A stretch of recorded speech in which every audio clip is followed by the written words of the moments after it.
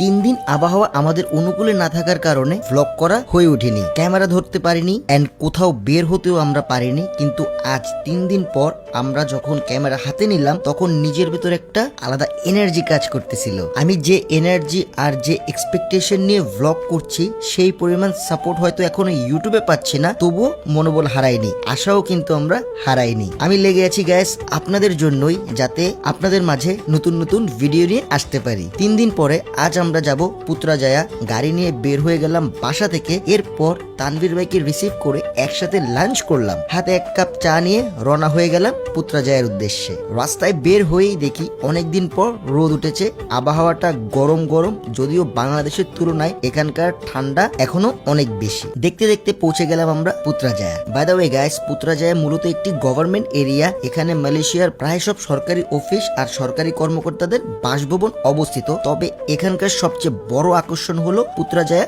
মসজিদ। এই মসজিদে ঢুকলেই মনটা আপনা আপনি ভালো হয়ে যায়। আর এই মসজিদটা বেসিক্যালি পানির উপরে ভাসমান। এরপরে গাইজ আমরা চারপাশে ঘুরে ঘুরে সবকিছু দেখলাম, ব্লগের শুট নিলাম, একটু পরে চা নাস্তা করলাম। তারপর ভাবলাম বোটে উঠবো, কিন্তু আমরা ছিলাম 5 জন আর বোটে সিট খালি ছিল 4টা। এই কারণে বোটে ওঠা হলো না। তাই আমরা চারপাশের ভিউটা ঘুরে ঘুরে উপভোগ করলাম। এরপর আমরা রওনা দিয়ে দিলাম কেএলসিসি টাওয়ারের দিকে।